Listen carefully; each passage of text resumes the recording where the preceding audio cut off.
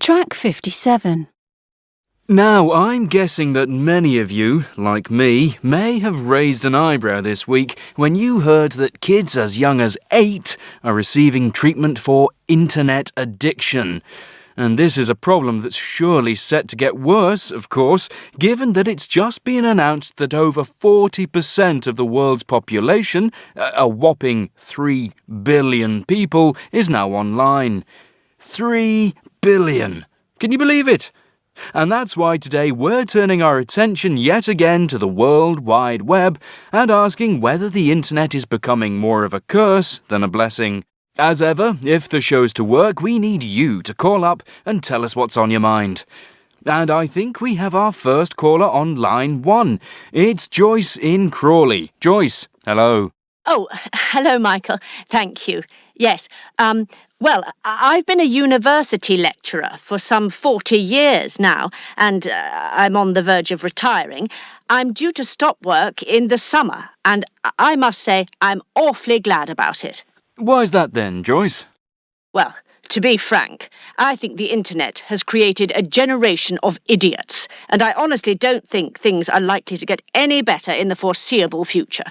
Well, that's a fairly bleak appraisal. What is it about the web that particularly concerns you, Joyce? Well, the main thing is simply the ease of access it provides. I'm obviously not opposed to people being able to access useful information, but most students nowadays have lost the ability to construct their own essays or think their own way through a question. They simply cut and paste and hand things in, which appalls me. So, plagiarism, in short. Exactly. But you try telling them that. Well, luckily I don't have to, Joyce. And on the plus side, you won't have to either for that much longer.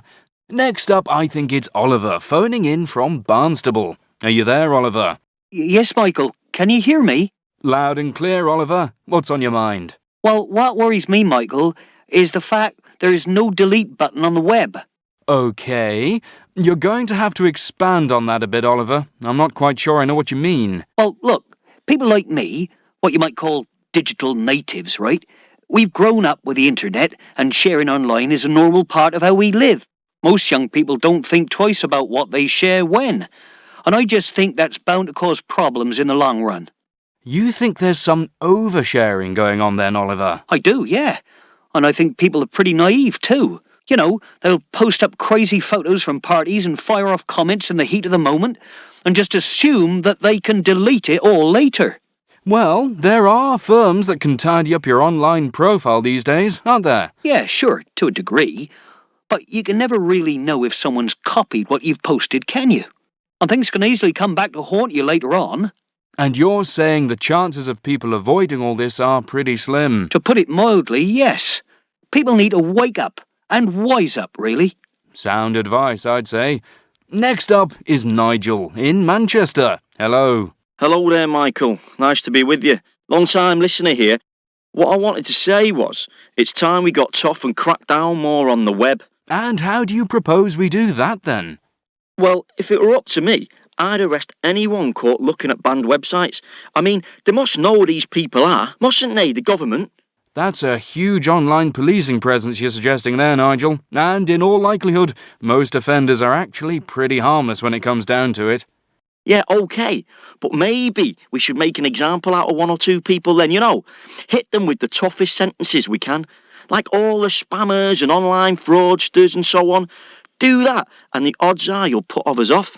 Or do that, and there's a distinct possibility you'll end up involved in a legal dispute about appropriate punishments, I would have thought, to be honest.